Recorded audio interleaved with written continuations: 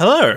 Welcome to Inside the Table, a tabletop RPG talk show spin-off in which we're on a video. So today we're doing something fun and interesting. We're playing the game Rune, which is a solo tabletop RPG developed by Spencer Campbell of Gila RPGs. And today it's me, Marley, at minor_Lenahan on Twitter, he, him, and also... Hi, I'm Cole. My pronouns are he, him, they, them, and I will be joining Marley on this adventure as we go through it. Yeah, we're going to Grim Peak today. We're basically playing... so this is a solo game, and generally there aren't two players, but there's two of us, and we thought it'd be fun to just sort of like do it like this. With the playtest materials, I don't think Rune has been released yet. Double check that, but I'm pretty sure that's not the case. It's not fully released yet. Yeah, it's going to have a Kickstarter in a little bit. But there's some playtest material, so that's just basically what we're going to mess around with today. Yes, it's going to be August 16th if you would like to check that out. So today we're going to play in the shattered world of Oberon, and Cole is going to seek the power to take control of your fate. Oh boy. In this game. To give a rough summary of what this game is, it's kind of Dark Souls-y. It's like legally distinct, but I think like the flavor is very Dark Souls-y with like respawn mechanics and this kind of thing. And it's kind of more of a tactical kind of game than we are perhaps used to. And yeah, we're just going to basically run through this thing. I'm going to be narrating it, I guess, and Cole is going to be basically playing the character. Mm-hmm. And yeah, let's see how we go. We start off. You're on the Grim Coast today, Cole. Mm-hmm. Icy wind blows against your grave-marked skin. A heavy weight hangs in the air of the Grim Coast. Atop a hill in the distance, a singular keep stands above a desolate land. Carving the sigil into the ground, you prepare yourself. We have... we're going to start off on the map screen, I suppose. Mm-hmm. And I will say... Given that I've just described that there is a keep, I will say that the number 5 over here is the Graven Keep, where you are to be facing against someone you don't really know. You come into this thing with no idea what is going on, and as the game sort of develops, you're going to be basically discovering more and more about this game through the lore stat. And so you'll be doing various actions to accumulate lore, most of which are prefaced by fighting monsters. And so, yeah, I guess without any further ado, we can jump over to the other screen and let's meet our brave hero or protagonist, because I don't think they have heroes in Blades of the Dark games. Would you tell me a bit about yourself? Yeah. So the warrior the marked engrave that stood up in the field and made the sigil has a very gaunt face, like almost bony, heavy scar on the right cheek, as if they had a punctured scar right into the cheek. And it is a person who has recently come back to life, so I imagine they don't really have a lot of facial hair, especially around that scar where it is very obvious a dagger punched through that cheek. They're standing up. They have slicked back hair, very short cropped, shaved on the sides. And I imagine them wearing it would be mistaken for noble clothing if it wasn't for so badly spun and worn down. Mm-hmm.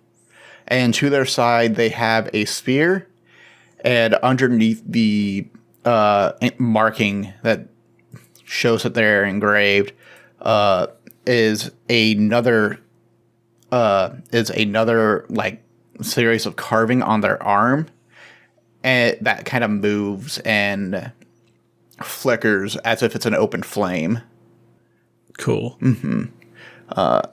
The spear, of course, is of course very long, but you can see a weird little notch in the center of it.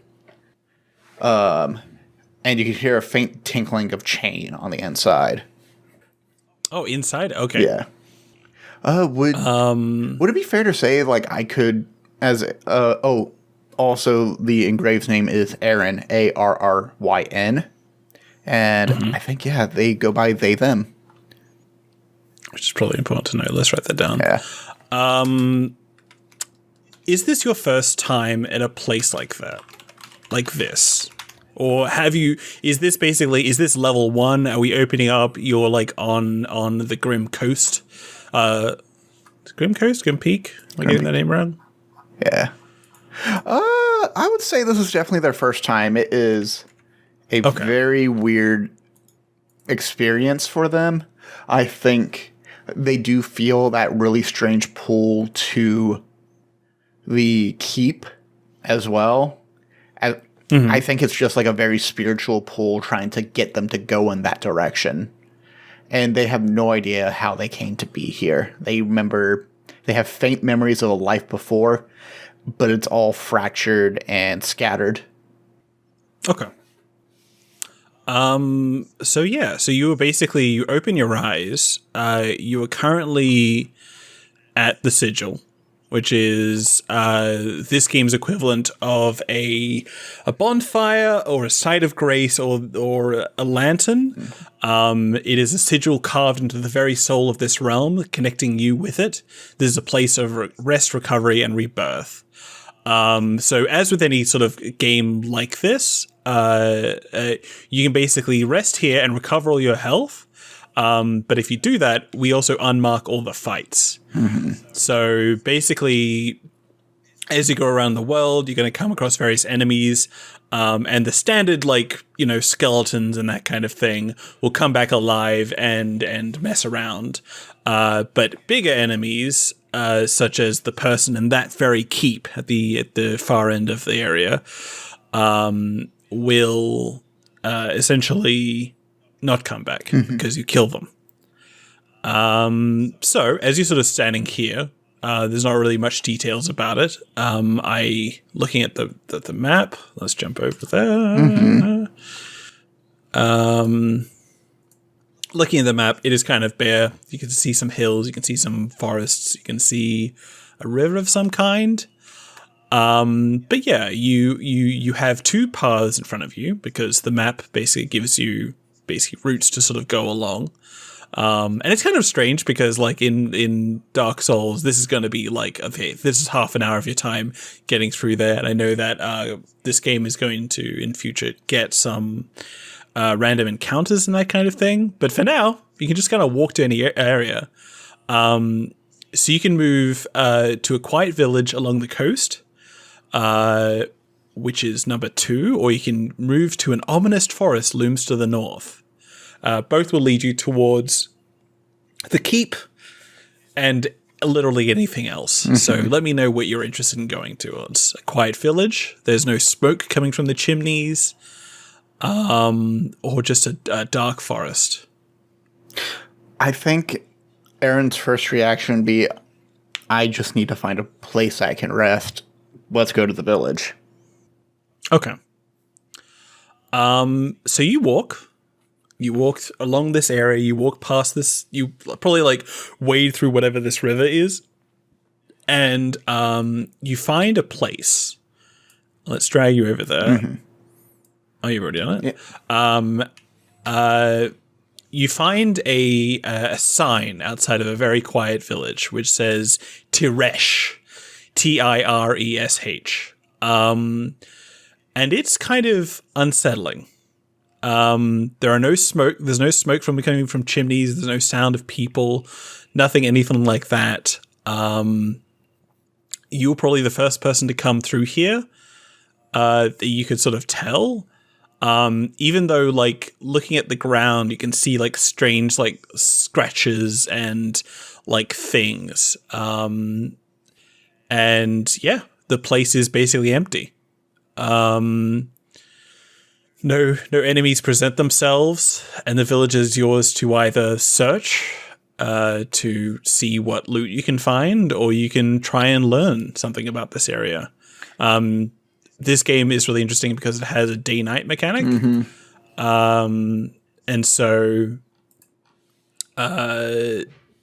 you basically, during daytime, it is a different environment to being at nighttime. And so moving between places and doing actions makes time progress. So currently you're at 1 tick of a clock and you have a bunch more. So the more actions you do here, the more things you can do. So you can choose to either search or learn. What would you like to do? What does Aaron do? Aaron is looking around. I imagine that's just like the soft crunch of whatever kind of like fauna is on the ground as they continue to try to look around, see if there's anyone there. And I think they try to learn what happened in the village. Okay, so I'm going to call that learn. So as you sort of like walk around and like stomp through the plant life and that kind of thing, you find that the place is absolutely empty. You see that there is like it's as if like people sat down for breakfast and people like had a meal set out. The food is now like a Resident Evil setting where like it's kind of rotted away and it's kind of like horrible like that.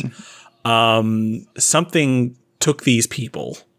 Everything's sort of like lingering behind. But you also notice that there are drag marks. Like in every house, there are like scratches and like scuffs, and like some doors are sort of broken open. And they're all leading to like locked cellar doors, secured, like, I want to say sewers. I don't know how popular sewers exist. Yeah. This is Dark Souls. Even though sewers are very late in the era, like whatever, there's sewers. And so there are basically like little entrances to little subterranean areas where people like were dragged down. So you have increased your lore stat by 1 as you learn that there's something here and it's something that avoids the light. Try as you might, you can't manage to find anything at this time of day. But you can wait until night and see what sort of happens. Or you can basically keep moving along, or you can search the place for any sort of useful items. Trying to find what's going on to the locked cellar, I'm going to now start just like searching to see if anyone left anything behind. Okay, let's mark the clock again. The clock's on the other thing. We'll come back to this, but we're currently at 3 ticks out of 4. And at the 4th tick, it'll become night. So, as you sort of search around, you find valuables, and you're like, okay, gold. I don't really know what to do with this. This isn't really useful to me. And you find, like, food, and you find it does not satisfy you in any way, because as we have previously said, you are engraved. It doesn't really matter. And then you find 1 healing vial, which is... What is a healing vial? What does that look like? I imagine a healing vial. So, you know, in Dark Souls, it's orange juice. In Elden Ring, it's fruit punch. I imagine in this... Bloodborne. Yeah. It's blood. And Bloodborne, it's straight up a blood vial. I think in this, I think it's a sealed clay urn, like clay jar, kind of in the same way of like tiny bottles and such. It has a hard sealed lip on the top of it. And inside is this very dark, slight sheen of purple liquid. And if you were to drip it on the ground, it would kind of spread like oil. All right. And it's really healthy. It's very healthy. Drink plenty of that. So to give you an idea of what that does, essentially, you can only drink it not during combat. So it's not a thing that you can use while, beating up folks, but you can basically drink it to heal 2 HP. And I'll write that down. That'll be in your notes and items. If I can edit this.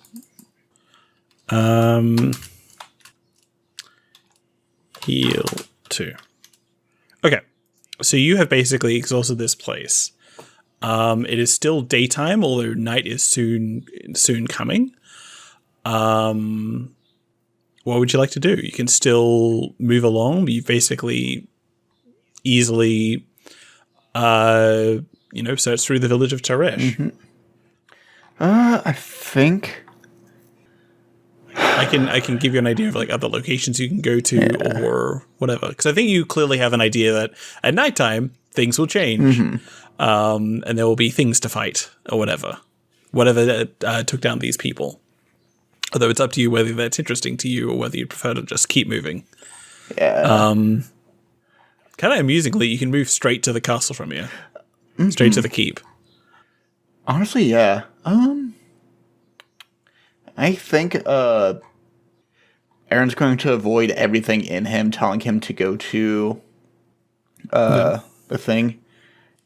I would like to go to the number 4. Yes. So basically, the directions around you, there is the sigil back with the way you came, an ominous forest to the east, a solitary structure on the nearby coast, which is 4, and the keep of this realm atop a hill. So as you move and walk across this thing, past the end of that river, and to number 4, nighttime descends. So let's jump over to this. Hold on. Let me see what happens. So you come across... Oh, sweet. This is actually... You've just come to the best place. All right. So you come across a boathouse. It is a solitary structure along a craggy coast. A lit candle glows from the interior, and a boat is chained to the shoreline. You see, like... it has, like, a strange, like, ghostly aura to it. You can probably like see that there is like some kind of like a tent and like some kind of, stuff around the place. But like at night, this candle glows even brighter than it would during day, obviously. And as you approach, you begin to see like, it's almost as if like, do you know when you get close to a thing? That's a bad example. I was going to say, do you know when you get close to fog? You can like see clearly, but it's kind of like that, except there's no fog exactly. You sort of move up closer, and then you realize that there is a figure in front of you. A spectral boatman stands in a chained up boat, beckoning you closer. They look to the stars, and as you approach, they become more and more visible until like you're right in front of them. Now they are a ghost, and yeah. You basically face this person. They offer you a route forward, but it is currently nighttime, and they don't say anything. They kind of laugh creepily because they're a Dark Souls NPC. And I will just say, you can only travel this way during the night. This is a thing that you can only do then. Okay. Yeah. You can proceed, or you can go back, or whatever you like. I would like to travel across at night. All right, hold on. Just give me 2 seconds. Let me just adjust some things. So yeah, you go on a lovely little nighttime little boat cruise. Does the boatman sing me a song as he takes me across to the other island? What song do they sing? Ooh, I wonder if it's a...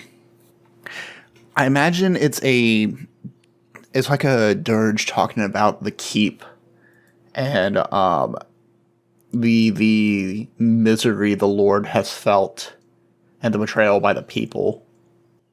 I think if they sung an actual useful song, you would get +1 lore, but unfortunately, I'm not allowed to do that. Yep. So they do sing something, but it's vague enough that it doesn't give you any insight or like tips about how to go ahead. And you don't really learn anything from this, but they sort of sing creepily. Initially, in my brain, I was thinking of Karen from Hades, who just goes, and that's their only line. But this one sings. This one sort of sings and like sort of rows you forward. Maybe they ask, "What do you seek?" To sort of give you some interesting little things. I seek direction. I do not know why I'm here. All I know is I feel drawn to that keep. But I feel fear the more I draw closer to it. And that village did not alleviate that fear either. What happened here? It looks at you closely, and says, "You say you seek direction? Aye. You must turn back, or you can search." Okay. I cannot walk this way for you. I cannot do anything like that. This place is a terrible place because things are unnatural here. You know what you must do. And I am taking you away from where you must go. But in time you will return, I am sure. Okay. Okay. And they arrive at this empty place and say, "This is a terrible place to be. I shall be here to take you back if you desire this." Okay. And I guess as you disembark, this person kind of like again disappears from sight. But if you go close again, you can move back. The restrictions between like going at daytime or nighttime is not as strong here. So you basically walk out, and you're currently at a ruinous camp. The smell of the grave is strong in the wind, even a distance from the camp. And again, it is empty. You've come across 3 empty places. It is just like a bunch of, it's a camp where presumably they're like, you might even come across like some pile of bones or like some like, people who died here or something. It smells badly. And yeah, you can basically search through this thing or try and learn something. Entirely up to you. Yeah, I want to start going through the camp and like checking through tents and seeing what I can learn first about anything that happened to this camp. Why is it ruinous? Why is there also no one here? So you basically go through, and in one of the figure's hands, you find a book. It is like clasped like strongly in their hand, as if they did not want to let it go when they passed. But if you sort of like pull it away, you basically are able to find a necromantic scribblings of a ritual committed in secret, a trap laid in the graven keep for an unsuspecting lord. So it basically sort of like gives you some background on what is happening here. It talks about I believe it's a king. A king who is basically through study and through learning tried to figure out a way to avoid death itself. And the book that this has basically describes like various techniques and rituals about how this was done and who was betrayed and what came after. Like things in the night, strange creatures, transformations of people, and those who were loyal to them, which presumably this is actually written from the perspective of a scholar of some kind who is loyal to this king, gained extra abilities, gained extra sort of powers and knowledge passed down from this research. It is unclear what killed this person that you sort of like have come across. There's no obvious signs of like they probably have been dead for quite a while. But there's nothing like there's no stab wounds, there's no poisons, no nothing like that. The notes basically say that they are half alive, is what it's written as. Okay. Awesome. I'd like to also search the camp really quickly. And guess what? You find another healing potion as you sort of like go through them. I think there's like the other people who isn't this knight. This scholar. They are basically. You found 2 healing potions. They are basically like hired goons of some kind. Again, they've been gone for quite some time. Let me check how many health potions you actually have. 1 health vial, so you now have 3. And like carrying on them. Like you like sense some kinship with these people. Because they are perhaps like you. I don't know if they have a mark that you might have, but you sense that you were perhaps in the same profession at one point or another. That you are basically a person with a weapon who sort of like fights very well. And these people are similarly that. These people are also very old. Like I said, skeletons before. These are skeletons.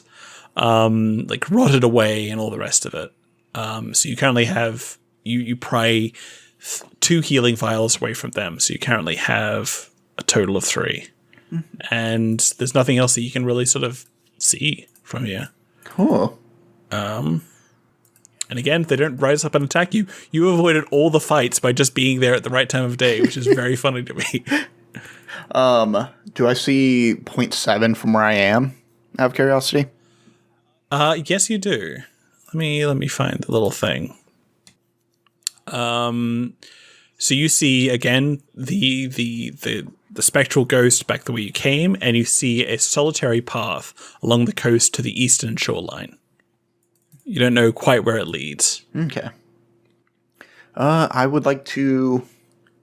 This is Cole, the person who likes to check every border, talking now. I want to go to 0.7. You want to go to 0.7? Yeah. Carry me away. Oh, quick pause. I am being knocked at the door. Sure. I'm going to leave the recording going, and we'll just clap a few times to mark it. I'll set up the fight scene, which is oncoming. Okay. Give me a few minutes. All right. Okay. All right. I was just told dinner's ready. Okay. Yeah. So, A4. Okay, I'm going to find a knight. I stumbled onto a mini-boss. You stumbled across 2 mini-bosses. Oh, fuck. Yeah. Characters? It's a cool person. So dorky looking. This person. And let's go Necromancer. Okay, finally some combat for the first round. I'm going to switch to the map. Yeah. The fighting map? Yeah. Or switch from the map to the exploration sheet. Yes. B1 for the necromancer, and C2 for the knight. Yes. B1 necromancer, C2 for knight, and then we have rock.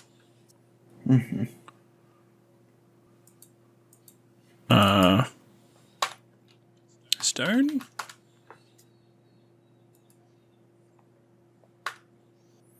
Hold on, I gotta find some free assets. I was going to say, do we want to just click on some rocks? Actually, I might. I'm just trying to find some. Is there like just something easy? Yeah. Dungeon tiles? I have so many things from Roll Plus Bond. My God. That's characters. Why do I have an image of noodles that says anaconda.jpg? Oh, wait, here we go. Do we want to use the contempt tokens? Make sure it's like free assets, not like things we have used previously, because otherwise we'll have to credit them. Ah, fuck. Yep. Get out of here. Caverns? These are all characters. I don't give a crap. Dungeon Master Essentials. Dungeon tiles, maybe? Nope. Dungeon titles. Wet caverns. You would think wet caverns would have rocks. I kind of have... Maybe I'll just do this. I'll just drag some slime onto the screen. Yeah, that's rocky enough. All right. C, Control V. And it is these, right? Permanent terrain D1 to 4. Right. Okay. So we're over on the exploration sheet one. Mm-hmm. Okay. So let's start here. So you find yourself you wander up this lone path and you find yourself confronted with a big old knight who is fighting back a cloaked assailant. The assailant looks like, as you briefly catch a glimpse of this person, looks like the person you took the book from previously. And as you begin to approach them, they stop, they look at you, and there's a sort of... They look at you like you're an opportunity. The text here reads, the two look at you wanting your corpse for different reasons. And so they're going to try and attack you, which is kind of fun. I'm going to basically... Oh, this is going to maybe get a bit complicated. I am going to bring in some characters. Let's move this. We should mention that these two enemies are unique. And so by being unique, what that means is if I kill them, either of them, the one that I've killed will not come back if I happen to die. Yes. Or when I die, I should say. Let's see what happens now. Did anything happen? No, nothing happened. Let's try that again. This might also get a little bit complicated to fit everything all in the same thing. So we will see how this goes. Let's go paste. So I'm going to cover up... So I'm going to cover up this thing to fit this on here. And let's copy, paste. Yeah. So you basically have come across two foes fighting. And yeah. And so you have the symbols of them are obviously quite different. As the description goes, when the dead broke the gates, a lone knight fled the keep, two lives their sword would take. I'm not sure what that means. We'll find that out as we go. And this is a living person. The other one is kind of like half dead and that kind of thing. And so, yeah, now we go through combat. So the way this game works is for each enemy, you roll one die. And then we sort of see what happens. Now, this is kind of confusing because well, not confusing, but kind of like worrying, because if the necromancer rolls a 6, they can summon a skeleton. And so we're going to have to try and fit that onto this page, which is going to be kind of fun. So I'm going to select these two, and I'm going to roll these, and we're going to decide what happens. The order of combat is they do things, and then you do things as a reaction. Sweet. So you get to respond to what they're doing. Let's go random side for these two. So we got a 1 and a 4. Okay. So, what's the range? 1, adjacent, 1, 2. This person can move 1, harm 2. That necromancer can reach anywhere. I think so. I just think he might have to be like adjacent to you or facing you. I'll just quickly check the rules. Movement, range, distances. Ranger. Can I move diagonally? Yeah. That's exactly. Characters cannot move diagonally unless specified otherwise. So you are currently safe from the necromancer if I choose to use that one. And I got the 4,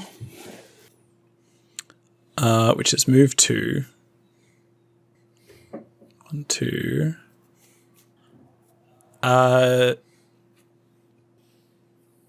Okay, so let's just sort of check this out. I might actually no. I'm gonna use this. I'm gonna spend to front. I'm gonna use this 4 die on the necromancer to move 1 and harm 3, which I think can hit you because this is adjacent and this is sort of things. And then with the Lost Knight, I'm going to move 1, harm 2, which luckily will not affect you, I don't think. Yeah. They will basically move forward and not be able to hit you. Now, you can basically do whatever you like right now. It is currently your turn to do whatever seems right. Yeah, so I need to roll enemies have moved, so I need to you get 2 spaces away. Now I will say I'm not expecting you to win this, but that's okay. If you do, it'll be amazing. And if you don't, you'll respawn, and you have all the items you have already, and so that'll all come back. Yeah. And these are all also unique enemies, so it's not like you have to like face these people again. I think. Okay, determine dice are located. Grave moves. Determine harm. So here's my question. If I move, because I have a 3, 3, and a 6, what that means is I can move 1. I can, I can move 1 twice if I wanted to. In what way? Hold on. So you can, you can move 1, harm 1 twice. Yeah. Does that mean I get to dodge this attack, or do I take it? Anyways. So there's the attack coming from the necromancer and the attack coming from the knight. Yeah. And so if you just move here, you will no longer be attacked by the necromancer. Cannot attack you in that direction. Yeah. And because I have that chain grip, I can any space you can move there. Yeah. Yeah. And grave moves. They may do so. Do not have to move if they don't want to. Okay, that's what I also wanted to know. Cool. So what I would like to do is I would like to... Hold on. I want to quickly check to see if you can ignore a move. Yeah, it says... Ignore. Engraved do not have to move if they do not want to. Right. So you can just move there. Because I was also going to suggest you can move up here and go to B. Maybe not, because you can't move diagonally. Yeah, I can't move diagonally. I have to move either straight or to the side. All right. So you're just going to come up and beat the crap out of a knight? Yep. The knight's the easiest target. Right. They opted to do that. And I'm going to move 1, harm 1 with the first die, and then harm again for 2 harm, and then I'm going to harm 3 with that last one. So that's 5? Yep. 5. Okay, good start. So you basically, like, they begin to approach you. I think the necromancer steps to the side and sort of sees you approach. The knight sort of goes forward. You come forward. What is your cool what's it called? The spear chain attack. What does that do? What does that look like? I think what it looks like is seeing the necromancer get ready to deal harm to me. Aaron sidesteps definitely to the side, swings the spear around, stabs through the thigh of the knight, pulls it out, stabs through the shoulder, and then swings as they swing the spear splits into half and just cracks the knight across the chin with the haft. And that's where the 3 harm comes from. They sort of like stagger back, sort of like insulted and kind of like annoyed that someone so small could try and threaten them. And then they gear up to attack again. So I'm going to roll again. Yep. And let's see what happens. And yeah, as I said before, the necromancer kind of just like fires in a random direction and just moves. So I'm going to reroll these. Aha. How much do I want to do here? I don't really want to summon a skeleton. You can summon a skeleton. We have a free asset for that. We have multiple. We do, but I want to deal with multiple characters. It's kind of annoying. I do. Let's hold on. Let's go into it. Let's. I will do this. But can I hold on? So I know what the knight is going to do if that's the case. I'm going to get this knight with the 1. Yeah, okay, it's 2. That's not bad. Yeah, that's good damage. They're going to move towards you, like basically like rubbing the blood off their chin like an action movie star. And they're going to deal 2 harm towards you, which you can try and deflect or whatever, which will be their 1. And the necromancer is just like, this isn't really working. And they sort of, as you're being busy, they basically begin a ritual to summon a skeleton in an adjacent space. And I will drag in a skeleton stat thing. All right. Do they immediately? I don't have any dice for them, so that works. Yeah. But next time, choose side. Let's think 2. Yep. Health 3, fortunately. That's fine. Yeah. I'm going to cover up the other things here. Yep. We know what the chain grip does. As we gradually run out of space. And bring to front. And they summon a skeleton. I'm going to summon the skeleton closer to you. Gotcha. So they basically are like standing guard and can sort of move towards you. Do you want to be slightly bigger? You seem kind of small. No, I think that's about accurate. Okay. So yeah. So you currently have a skeleton appearing behind you, and you have a knight with a 1 is going to harm you too. So let me know what you'd like to do. Okay. So let's see. Fortunately, I would like to. Okay, I know what I would like to do. I have a range of 2. So what I want to do is, I have to assign all my damage dice to 1 person. Okay. Do you? Yeah, that's what it says in the rules for combat. Unless I have an item that lets me put something different. If you go to determine harm, the engraved deals their harm based on their range. Weapon must allocate all of their harm to a single enemy unless their gear allows them to otherwise. So if I have cleave and I was able to cleave the skeleton, that 6 would be good for that. I'm willing. I kind of would love to see a cool thing of you like going in here and attacking both at the same time, though. Okay.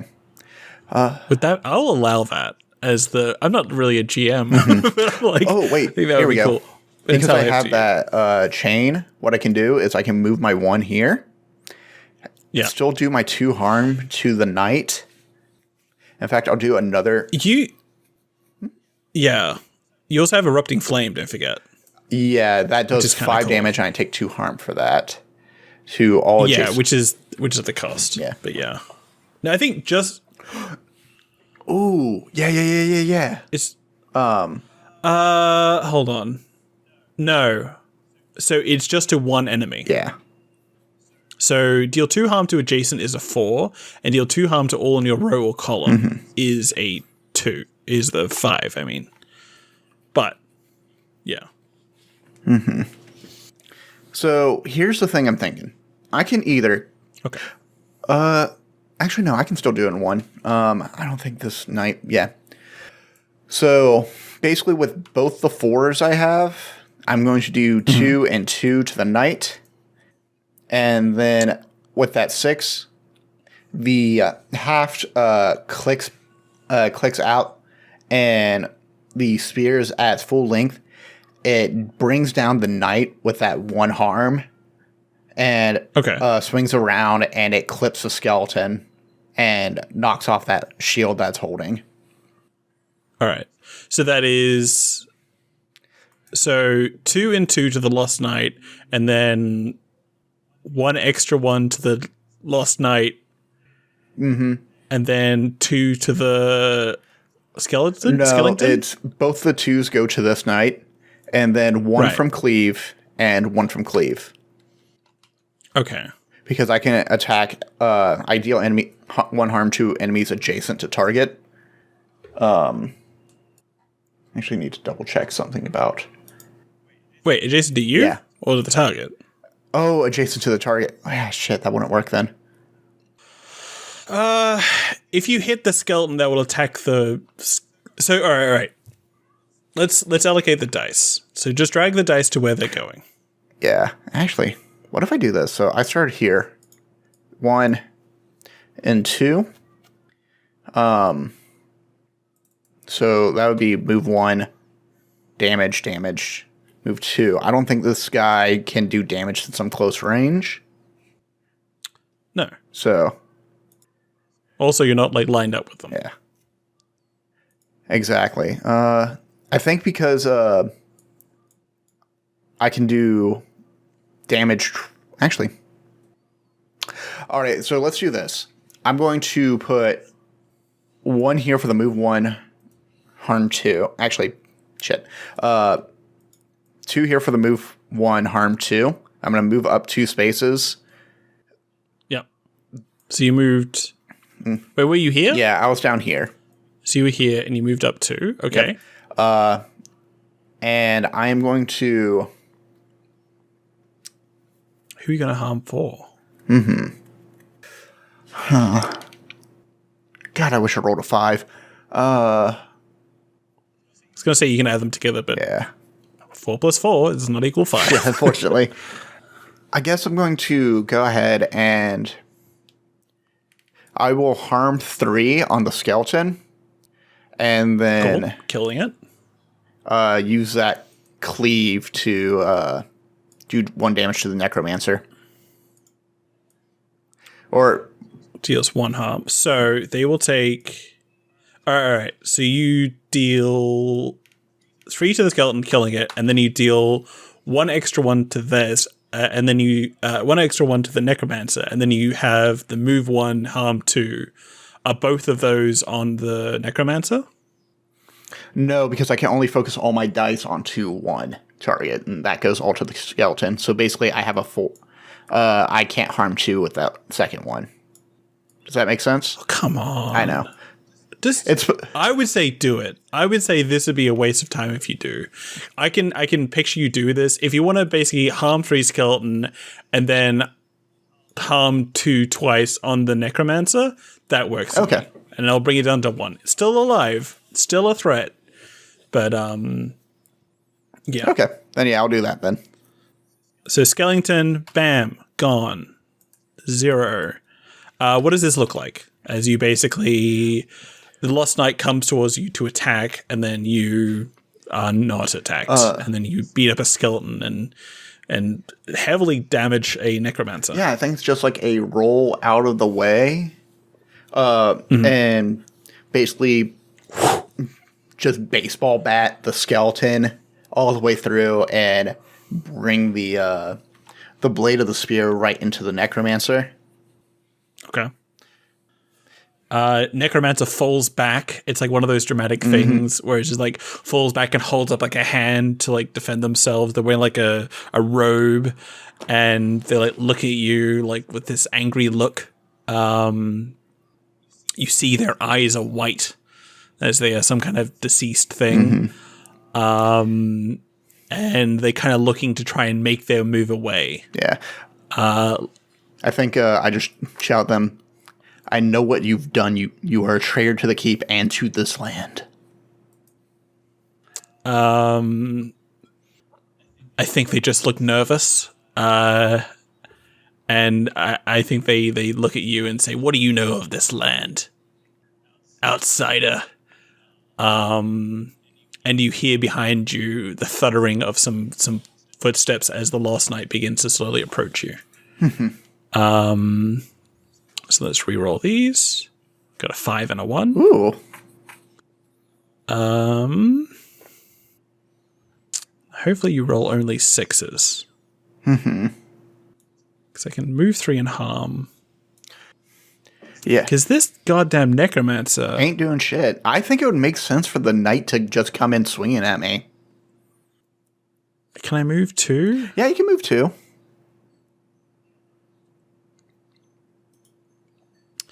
Because your adjacency things, I feel like I should do like a kind of a chess move to trap you. I don't know how to do that. Well, I don't think I can move through other people's spaces. If someone's in that space, I no longer have that. Whoa. Did you just roll 3 1s? Two ones and a 2. 2 1s and a 2. Okay. But if you want to, I bet you can combine both these dice, give it a 6, because, narratively, that necromancer is on their ass and is on a 1. Very weak. It would make sense that the Lost Knight would take advantage of me being overly confident and trying to kill this necromancer first. Yeah, I was also looking at the skeleton. I can't reach the skeleton, unfortunately, so I'll just move 1, 2. I'll move that. And let's do this. No. I'll do the move 3. I'll add them both together. And yeah. And so when it comes around to resolving harm, you can harm 3. Yeah. So, did that work? No, they didn't. All right, so I'm moving these 2 together. Yeah. So Lost Knight moves forward and attacks you for 3, which you can probably move out of the way of pretty easily. Oh, this would be cool. I'm going to combine these into a 4, so I can do 2 harm to all adjacent. No! Oh, that's so cool. All right, what does that look like? I think it is just like, I think it's just Aaron going, I may not know much about this land, but I know what you've done, and these flames will cleanse you from everything you've done. And the fire unsheet. I think it does like the God of War thing where it's like the chains, but the fire like I was gonna unchains and spirals around, catches the knight as they move into position, and curls around the necromancer and does like a Mortal Kombat style like fatality where it just goes through and pops them, cuts right through their head. Okay. All right, so Necromancer is just gone. It's just absolutely incinerated. I think like probably does like a cool vampire thing where they just burn into bones and stuff and then sort of collapse in a pile and then the bones disintegrate into ash. So you do 2 harm, they're gone. Let's go 0.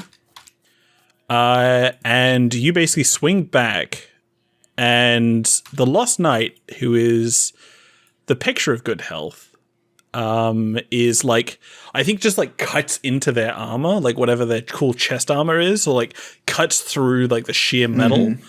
And they like sort of like grit their teeth, and you can see like blood beginning to like sort of come out and sort of that sort of thing. And then they basically like, oh wait, no, that's not right. They have they're on 3 health. And then they basically, like, I don't know how to communicate this, but they look faster because now they can move an extra 2 spaces whenever anything happens. Ooh. They have extra range. My mistake. So they can sort of hit longer. I think what this is they sort of like step back and drop their sword, and then they reach into their back and they pull out like a berserk sword or a cloud from Final Fantasy's like giant sword, which they hadn't used till now. And this is their next phase, as they hold up this absolutely gigantic sword, which they can hit you from 2 spaces away. Yeah. So good luck. And then they begin to sort of swing and attack you. All right. And yeah, I marked the 3 harm that they did, which resolves the Yes. Oh yeah, I forgot about that. I forgot actually hurts at you. I do like that because, like, unless I'm diagonal, I am no longer safe. Yeah. I thought they could move more. That was my misreading of this thing. They get additional range. Yeah. No, I think it just extends the range, which I think is cooler, honestly. How do I... So you got... Did you roll? I have not rolled yet. You have not rolled. Okay. I'm about to roll now. So I got a bad roll. I got move 1, harm 2. That's not bad. So I can move... It's just how do I don't know where you're going to stand. Because you can just move out of the way. It sucks. What's the coolest thing they can do here? What's the most amount of things? Can they just step back? Yeah, because I'm still within their range of 2. Yeah. I think they'll just sort of step back. Like they do an attack where they leap back and then they basically swing down at you with their giant sword to try and hit you. And I think, like I said, that they're a picture of the health. I think they're a picture of good health. I think instead they're kind of more like they're like they're wounded, and so they're like breathing heavily and this kind of thing as they try to do this. But it's sort of like this, like the adrenaline's pumping, and they're sort of like going at it and trying to like hit you with this. So that's what they're doing. I think. So I think you're fine. Yeah, I think so too. And I think what happens in this move is Aaron flips around, and I think the flame is like still emanating and like whipped around them, like burning the ground around them. And in a voice that's not their own, they say, "When the dead broke the gates, a lone knight fled the keep. 2 lives her sword will take." And the erupting flame curls around the spear and shoots it straight towards the knight. So that's going to be the deal 2 harm and all in your row or column. Yep. And then follows up, pulls the spear back out, and then stabs through and does another harm by combining the 2 ones I had there. I think you also get attacked. I think that's like one of the consequences. Yeah. This all sort of happens at the same time, but this sort of like it chips you in the shoulder with like 2 harm or whatever. You're fine. As you just basically like sidestep it and like sort of like hit this person and like sort of cleave through. I want to check out what actually is happening here. You get a cool item. Yeah, I think I get 2 because I killed the necromancer as well too. Yes, you get. We'll come to this. So as you sort of kill this Lost Knight, there is a look of sort of sadness and confusion in their eyes as they like put their hand on the spear that killed them, and they say, they look so disheartened. They were just like, I was supposed to be the one. I was supposed to be the one. And then they like look at you, like still having like a spear through them, and they hold up their hand and they grab their finger and they pull off a ring.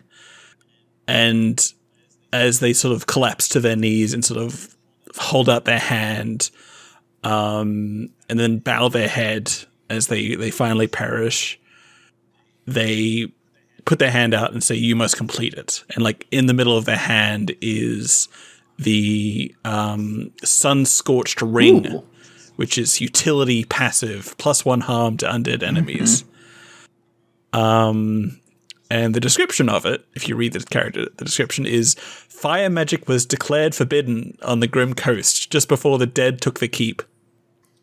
The bearer of this ring is a traitor to the realm. And so you're there as this person's like partially on fire with your cool like fire spear. And you do +1 harm to undead enemies. So I could just, I don't think we have room for it, so I'll just write. Well, I think I only have one utility slot, so. Okay. So you have to choose between chain grip or +1 harm. I think chain grip's probably better. I think chain grip is probably pretty good. It's pretty, like, safe. Yeah. All right. So I'll write down. So it's like one of those things where like someone gives you this amazing weapon and it's like, it's just not right for my build. I'm sorry. I don't have the stats I need. But you have this ring and you can sort of pop it in your pocket. Sweet. Ring. +1 harm to undead. Now, how am I going to fit this on the page? Carefully. Poorly. Whoop. There we go. This is also in your pocket. And then going to the necromancer to sort of like go where their ashes are and sort of like search through that.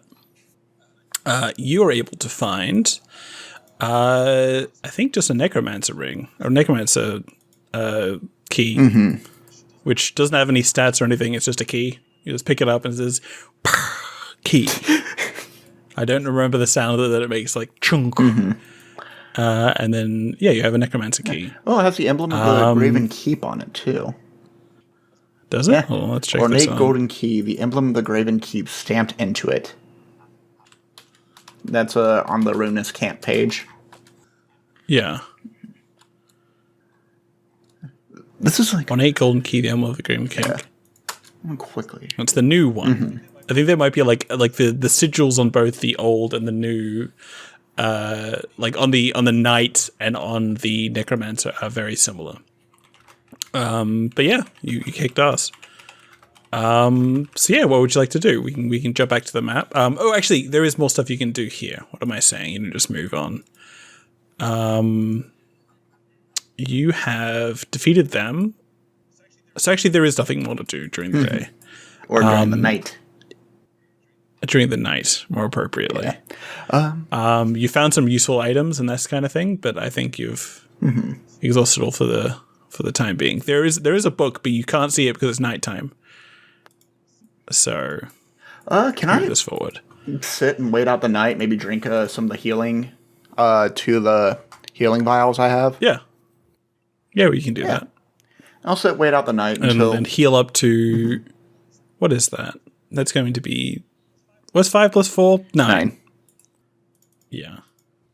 So let's choose that. That song plays the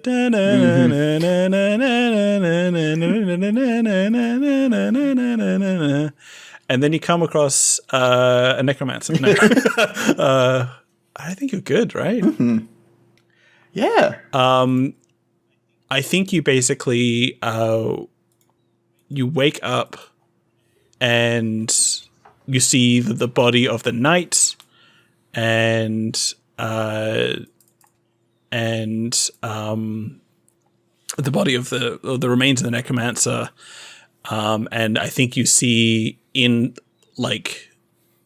searching through the or you can search through the night if you wish to spend some time to get some hidden lore. Yeah.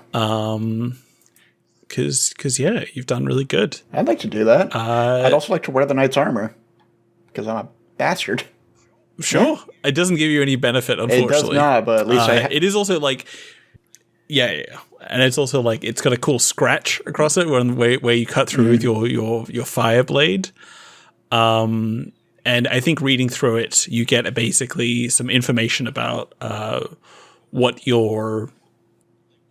was the Lost Knight doing? Like, obviously was against the undead blight that came to this thing, was against the necromancers, and the Lost Knight also has many notes on the engraved, such as you, who they consider people who defy the grave in a similar way that the king did. And so there might be like some kind of connection between the power that corrupted this whole society and the power that you wield within you.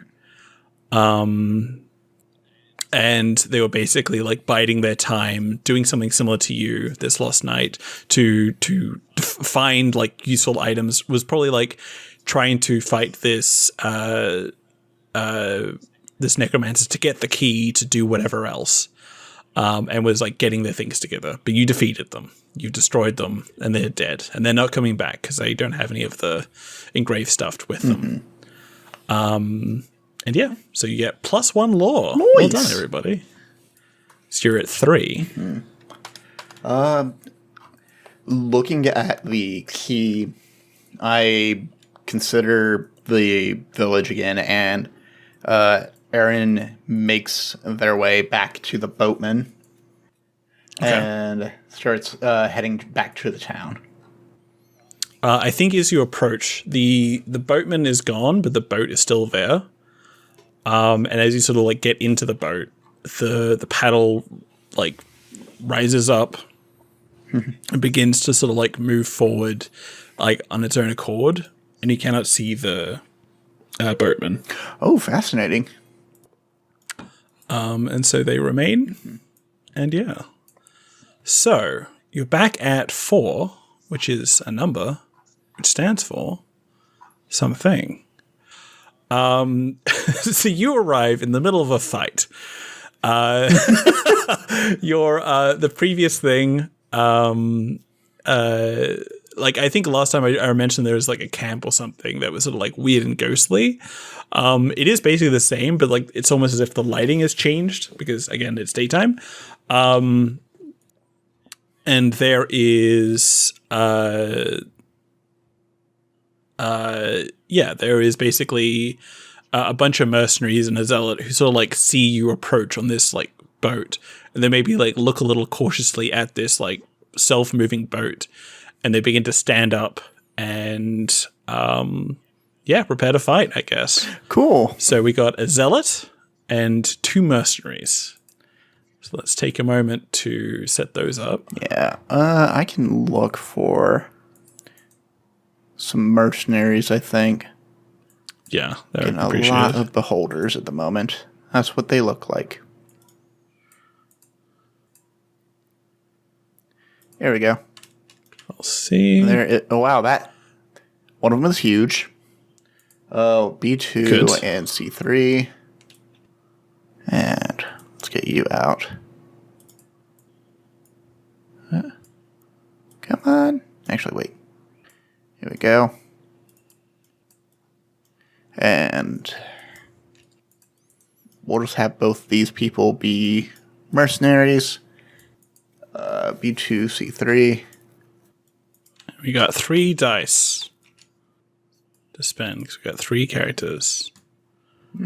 And we have like a bunch of like things blocking like vision or like blocking movement and such. At like A1. And so that is basically just like sort of like camping gear is what I'm sort of imagining, or like bags and this kind of thing, which, as we all know, is impassable. No one can get past them. Exactly. I have almost no space to fight these people. Exactly, which is good. because you're doing really good in a fight against two massive bosses. Mini bosses, thank you. Yeah. They're bosses. Cool. Hold on. One of these people, I want to shake up, because this one with a shield Yeah. just looks the same as the other ones. I want to make him. There's a different one with a shield.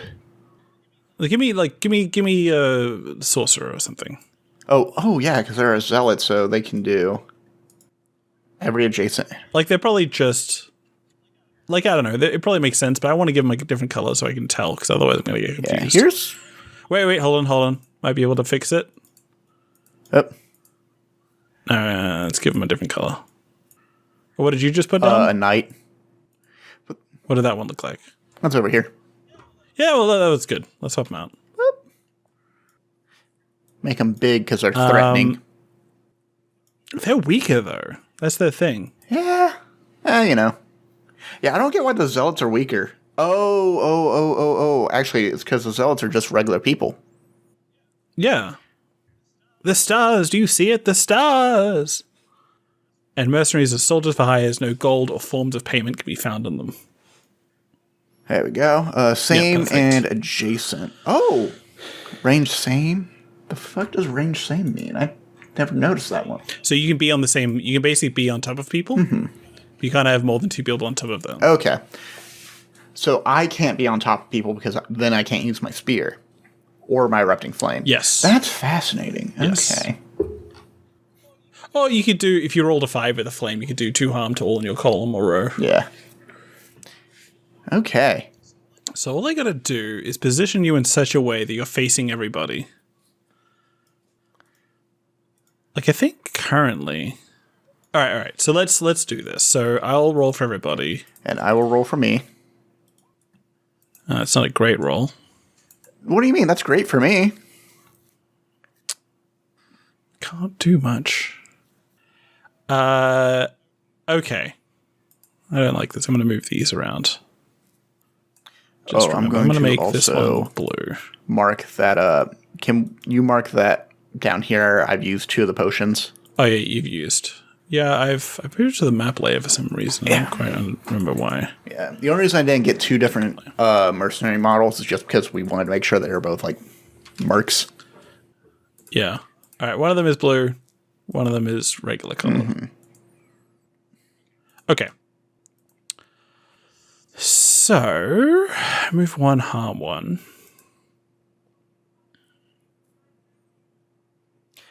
That one's got a range of 2 spaces. Oh shit, I might actually be in trouble. Both of them do. Yep. Yeah.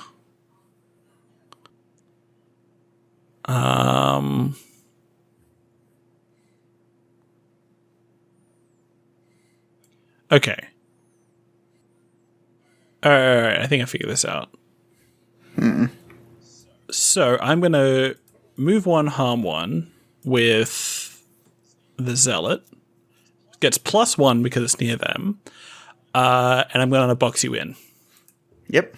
With the other 2.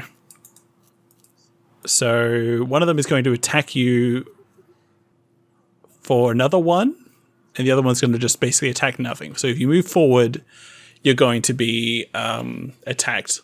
If you move to 4B, you're going to be attacked by this mercenary. Yep. And the other one. Yeah, and I am okay with that because what I'm going to do is I'm going to deal 2 harm to all adjacent to me. Fuck. So let's start with that, first of all. Okay. All right. And then from there, I also move 1 and harm 1, so I'm going to focus this guy. Wait. 1. Wait.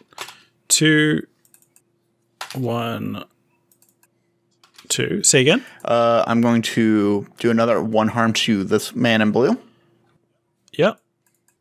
Down to 1. And, oh, no. Enemies adjacent to target. Yeah, I'm going to cleave as well, so I'm going to... That same one? That same one, so I hit that one for 1 as well. Okay, so they're dead. I think they still attack you, as the rules go. Yeah, I think so too. because you're all attacking at the same time. But the zealot and the mercenary are dead. The zealot doesn't harm you, but you get 2 harm. That's not much. I'm okay with It that. would be higher than that as they attack you. What does that look like as you take those 2 out? I think they basically like run at you, seeing you as being this strange threat, and yeah, I think as a zealot is like running at me, prepared to basically like knock me out and let the mercenaries go at me. I sidestep, trip the mercenary in front. okay. Erupting flame. The erupting flame comes out and drags along the ground, slapping against all their legs. And as the mercenary in front of me falls, the spear comes up, skewers right through the chest, and goes directly and cleaves right into the zealot. Yeah. You also go on fire, Yep. right? Because of the erupting flame, yeah. And so they're all dead. I think. Except this one. Yep, that one's still alive. The other 2, they fall. I think the zealot says, I was going to say kill the usurper, but that's too much. I think like kill the outsider or something like that. Kill the blemished. And basically dies. Sorry, Kill say the again? blemished. Yeah, kill the blemished as they point at you and like collapse to the ground, and then you just absolutely annihilate them, and then like they go away. These ones don't erupt into flame or anything like that. They just kind of like just die. I think they're just regular people who serve this thing. The remaining person is this mercenary who's just like, again, being paid to be here, isn't quite like strong to do this, doesn't look like very rich. But I think they see that there is like perhaps like some kind of strong thing. Like it might be like a cool thing to have in their resume that they killed the blemished. So yeah, they're going to try and keep on attacking you despite their better judgment. They roll a 2. There's 1 harm 1. Let me roll all these. A 6, and a 3. That's awful. That's very funny. Badoo. Oh, wait, you move? They can move 1. Yeah. Damn it. Oh, you moved. I'm going to follow you. And you can absolutely destroy them, though. They can do 1 harm to you. That's the best that they can do. Yeah, I'll take that 1 What harm. happens? But yeah. Tell me what's your visceral attack here? As they strike and they get the sword just like slashing into like right underneath the right beside the rib cage along the side.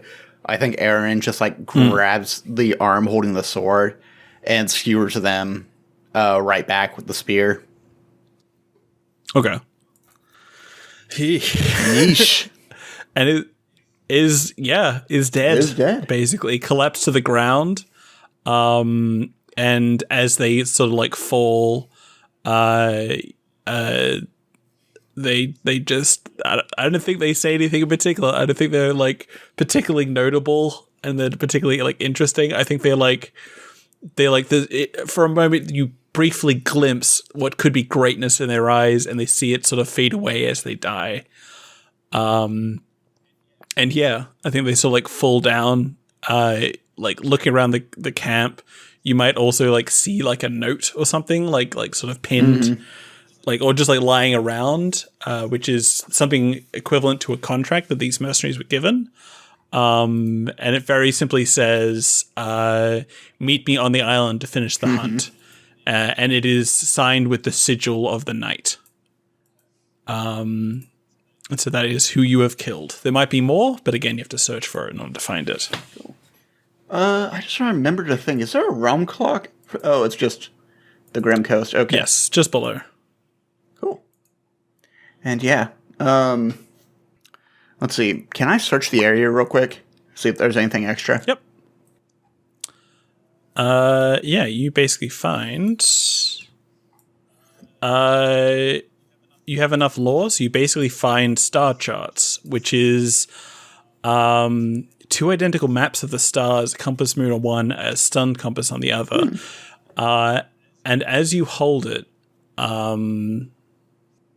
it permits you to see, I don't know quite how, but it permits you to see the boatman during the night, during the day. So I don't know. What does that look like? Can you think of anything for that one? You basically are able to like move forward or something? I guess. Let me see. Triangle maps of the stars, a moon compass on one, a sun compass on the other. I think it's just like you lay them on top of each other and they match up perfectly. And like kind of blend. And it could just like tell you, like show you where to like stand, and you just like stand there in the water, and you just begin to sort of like move forward, despite the fact you can't see the boatman. And so the boatman's there. The boatman's maybe like singing and talking to you, but you can't hear it because it's daylight. But you know where to go. Yeah. And so to anyone watching, they're just like kind of like floating, and it looks really weird. But yeah. Can I also say this? I really love the spray painted in markings on the clock. That looks really cool. Shout outs to a Time for Treachery, which is where I got this clock from, which is a edition for Bleeds in the Dark, which is where I basically bought this. But yeah, I love like the messiness of this like little clock, where it's like it goes outside the lines. Yeah. As part of my exploration, I'm also going to drink my last healing potion and make my way back to the village. Did you search this thing? Did you say you were searching this place? Yeah, I was searching this place because I wanted that star chart. Yep, that's right. I need the lore. Yeah. Well, this doesn't give you any lore. It just gives you a way to move across the It's the implication of the lore, though. Yeah, you have an understanding of how boat people work. So that works. So yeah. So back onto the map. Yeah. You can move on to the castle. You can move back to the town, which is again during daylight should be pretty safe, I guess. Although I think by the time you reach there, it will be nighttime. Yeah. And then you can check out the woods, or you can go straight to the castle. I'm going to go check out the town. That necromancer key is bothering me. Right. So let's advance this to. Let's choose side that fills up. And yeah, so last we saw this town, moments before. It was empty. There were like drag signs leading to the basement into the subterranean area. And I think as you arrive by night, it is very different. There are villages, which is kind of fun. And they are basically, I think they wear like a similar sort of scar or something to you. Well, they have like some kind of marking that like marks them as like a version of like what you are, like a sort of like a lesser engraved, and that sort of thing. We're just sort of like doing this sort of thing. And they're basically sort of like moving back and forth. I think as you begin to approach the village, they're like looking around and like sort of like glancing you from windows and like from top roofs. And eventually you come across them as you enter into the village. So let's set up another fight. Okay. As you proceed. So we have I think this is meant to be a beginner's fight. Yeah. So it doesn't really have much, but we'll see how it goes. This might be the time that you are defeated. So we have one ghoul and two skeletons. Skeletons. There's a skeleton there. Make you a little smaller, buddy, so you can fit in that block. I love the skeletons. They're just little guys, you know? They're really good. A1, A2.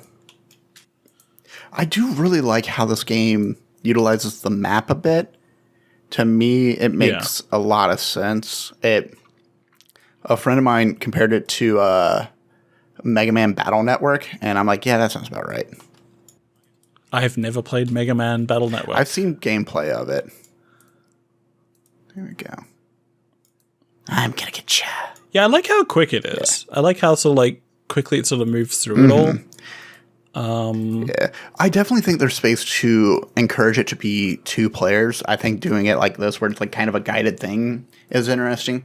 I think there's definitely a formula you can set up to give to players. Be like, here's how you make your own realm. Here's how you kind of build up a story from there. Yeah. I also, there's on the Discord, which I quickly joined, there's like 10 more like fun little adventures. And so people out there like writing really fun ones. And I'm kind of curious about that. I would love to check that out. Yeah. I think there's a link on, I think one of the documents has that. I want to change the color of this thing to... It's also really funny because I think your build is like... good.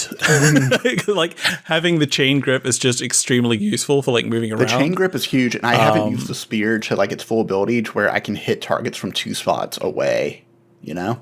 Yeah. But you can at any time, and that's really cool. But yeah, this should be a fun little fight.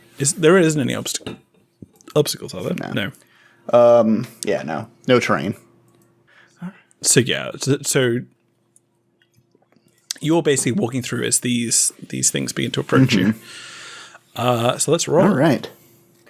I have rolled, and I got a... Ooh. Shit. Oh, hell yeah. I got some dice. Let me think.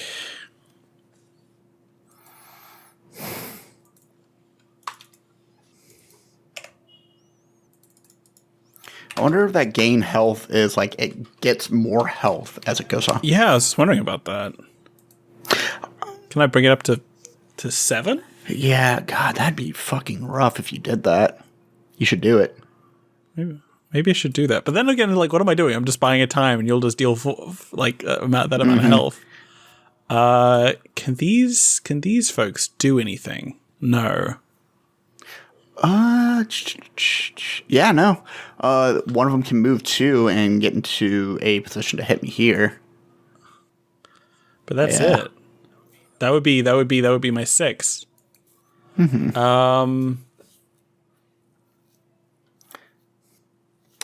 2, harm 1. I wish you could move diagonal. That would make it really easy. Okay. So okay, one of these skeletons is going to get a 4. That's just the way it is. That one. One of them has a 5. Yeah, let's go all out with the fighting. Okay. Wait a sec.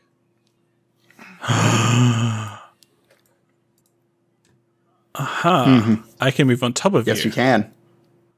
And this fellow can move here, so this person can also attack you. Yes, they can. So the ghoul lunges at you, bites at you, and all the rest of it.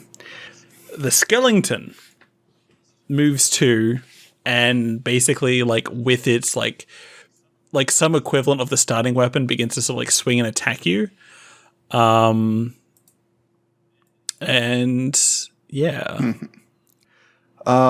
So... Wait. No, yeah, this one. And this one in the background just basically does, like, a random animation where it just, like, swings and attacks nothing. Yeah. It's just, like, what it does. As it begins to approach. So I think to counter, like, there's no escaping the ghoul. That's just going to happen. Yeah. But I'm going to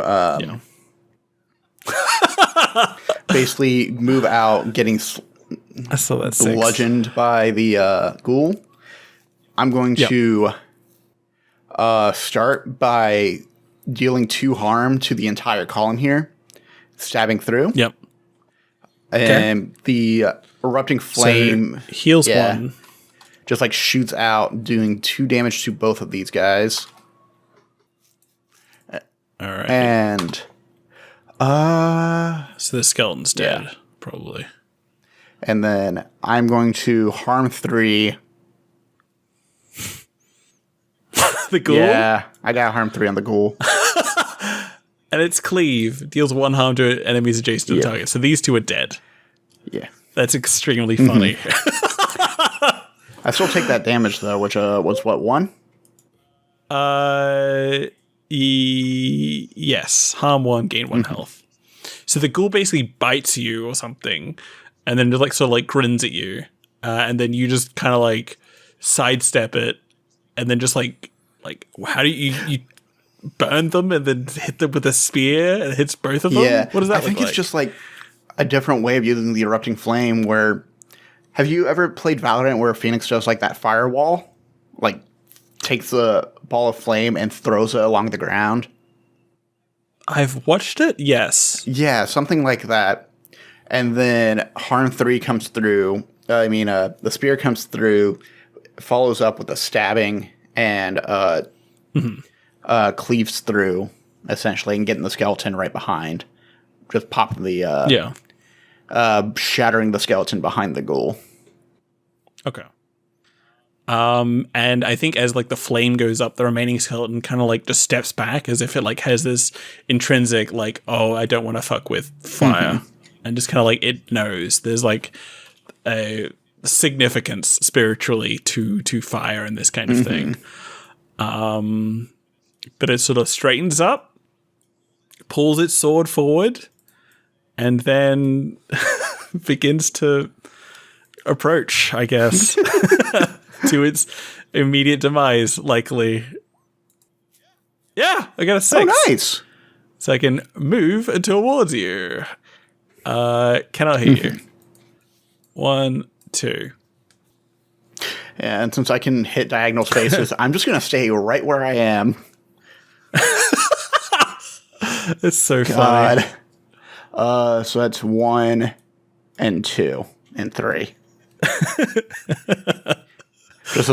What does it look I like? think the skeleton does that like animation we see in Dark Souls where it's just running forward with the sword straight out. And the spear just clips up, knocks the sword away, and dusts the entire skeleton. Yeah. Falls over, and I don't think drops an item, Unfortunately not. But on the bright side... it is just a skeleton. It is just a skeleton. So let's move this forward, the fight having been done. And then, I think as you sort of begin to walk during the daylight, or during the nighttime, because it is nighttime, there are other creatures. They're sort of like staying away and like knowing to sort of avoid you. They're like maybe an enemy that you can just like kind of like hit with your fire spear and it just like takes them out or something, but they're not like actively threatening you.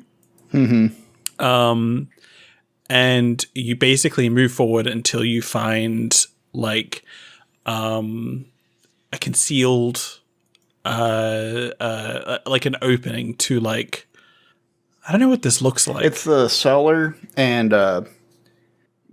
it's like the drag marks to the locked cellar door, I believe. And so so it is like, I'm picturing like Yosefka's clinic or something like this, like a really a cool doctory, researchy, academic kind of place. And you basically sort of like move in as you move towards it, and like the key unlocks this like certain part of it, and you find stairs going down. So broken laboratory equipment is thrown around amidst plans for a castle. A series of runes glow in the wall above a skeleton chain below. So I don't think this is the same academic as like, or this is the necromancer. This is the necromancer you saw before, obviously. Their notes on like what was going on and about like the rune type thing and how they were trying to do this. There's like deals. And I think they have a thing where they tell you about how the king can cheat death now. You can still kill them and they won't fall down, as death is. Just a note, I can hear myself in your recording. I can hear myself heavily. There we go. I might be too close to my mic. That might be why. There we go. Yeah. I'm hearing that through Discord, so it might be kind of loud in the recording. Yeah. But yeah, so increase your lore +1 and gain the siphon spell. Cool. Which I will drag on. The siphon spell is interesting. Yeah.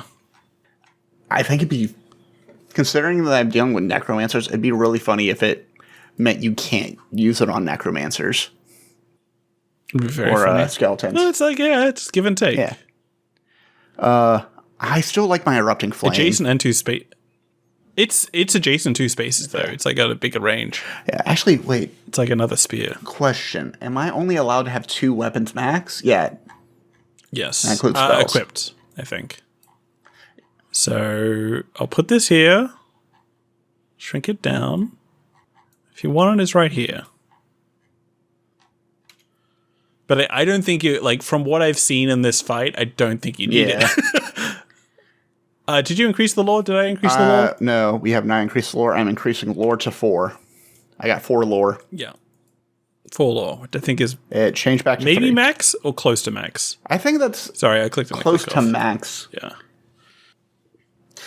I think in this realm there is a possibility of 5. Yes. There's you still haven't gone into the woods or anything Fuck like the that. woods. Yeah, Don't like trees. I think you've got enough.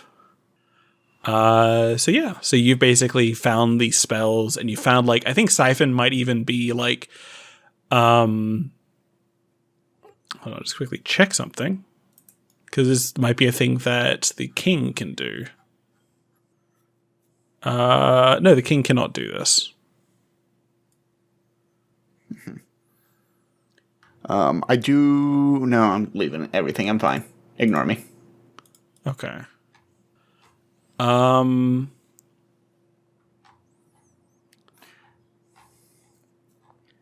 Okay. So you basically found the necromancer's little place. And yeah, so where are you going to next? There's the woods. There's the village. There's the castle. If I'm going to play this like I do Bloodborne, Dark Souls, I think I'm going to head back to the sigil and rest. Okay. It's probably wise. Although, like, you do have, like, one healing item, which you won't be able to use in the fight. No, I used that healing item earlier. No, you had 3. You used 2 of them. Okay. So you still have 1 that'll get you up to 9 instead of 10, but, like, you wouldn't have to do that fight. So if you would like, you can skip past it. Yeah. But you might be lucky in that you arrive at daylight at the village where there's no one around. Actually, you will be lucky, and that'll happen. So you basically go back there. You heal up full. You have 4 lore, 3 stamina, and your place awaits. Yeah. You get up just as you did before. Yeah. I just immediately make my way to the keep. Yeah. So by the time you reach there, it is daytime at the village of Tiresh, I believe it was called. It is empty. There's nothing to salvage anymore. And then you move forward, pass it up to the ruined keep, the Graven Keep. So as you approach it, it is daytime. So it is like, if it was nighttime, it would be like a, Hammer horror film where they have lightning cracking and all the rest of it. But during the day, it just looks kind of desolate. The grass has all died. It is very gray, trees sort of like gaunt and sort of falling over. Probably some of them move because I feel like that's very Dark Souls-y. And you basically approach. I think at the one of the things you picked up, I don't know if I said this, but when you're at the Necromancer's hold, you're able to find a map. Ooh. Which is quite useful. And so you have some options. So as you sort of like walk in, it's almost like you looked up a walkthrough of this game and like the speedrun tactics or something like that, or like the ways you can sort of like navigate your way through. So you have 3 choices. You can basically complete 2 fights against 3 skeletons and 2 zealots. You can fight against 3 skeletons, 2 zealots, and then a secondary fight against another 3 skeletons, or you can move straight onto the Rune Lord. You can basically just like run past it all and just like go immediately to the final fight. Yeah. What is Aaron? I think Aaron looks through the journal, looks through the map, memorizes the path, and runs through the gate. Immediately cuts to the left, up to the bulwarks, and jumps off one of them, rolls onto a house, slides down the roof tiles, over the 3 skeletons, past the 2 zealots, around a burning pyre, crashes through a window, runs all the way through, jumps onto the roof of a stable, and finds himself in the room with the Rune Lord. Yeah. To add on a detail, I like the idea of like you just leaving like a small trail of flame behind you. So like you like slide down a rooftop and it leaves like a little like just like embers and like fire sort of picking up. And so by the time you reach the place where the Rune Lord is, the castle is like partially on fire. And so that is like a thing that you've sort of left and you've sort of like brought to this. And yeah. So you are there in this courtyard. It says a swirling storm and a night sky hangs eternally over a courtyard. It's not nighttime. I think it is, despite it saying that. I think it's honestly cooler if it's daylight. Mm-hmm. There is like a it's very stark. Like the lighting is very like, it's like, you know, the pictures of the moon, where they have, it's like, it's so bright, it's like white, and it's sort of like everything's sort of like bleached out. You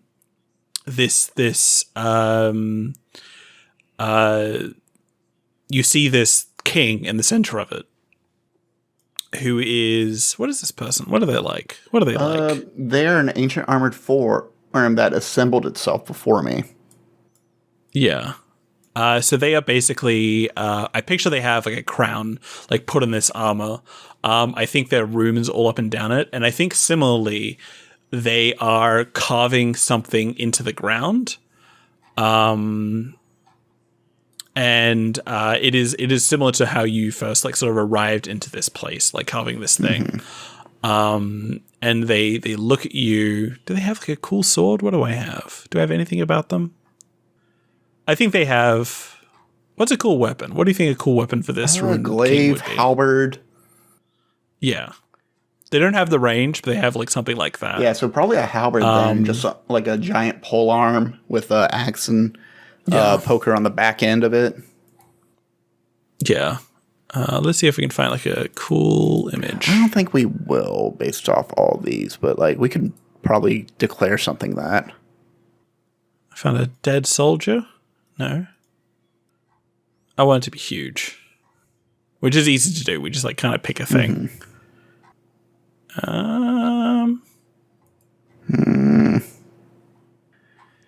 What if it's just a guy with a machine gun? No. We have the skeleton lich, which isn't right. Oh. There's a bunch of nobles. What's this about? Let's get this little warrior. Skeleton warrior. Da-da-da-da-da. No, it should be big. I'll put him away. We got Earthen Hulk. There's this, which I don't quite like. There's kind of a guy.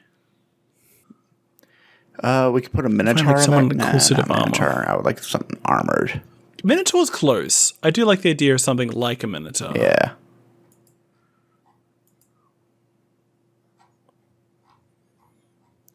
Goblin, halfling, human.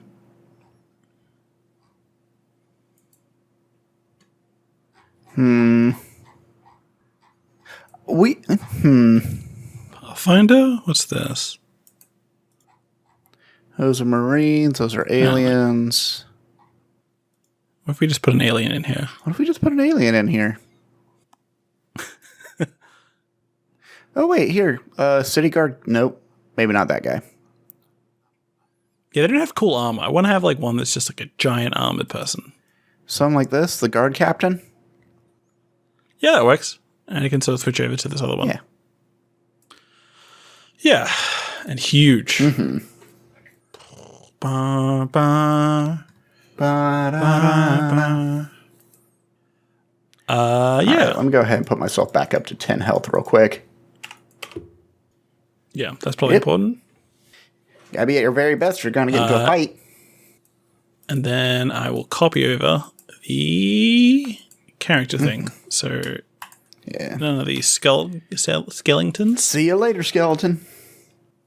Control C. Control V. It's a lost night again. And then I said it was sort of bleached, so I'll make him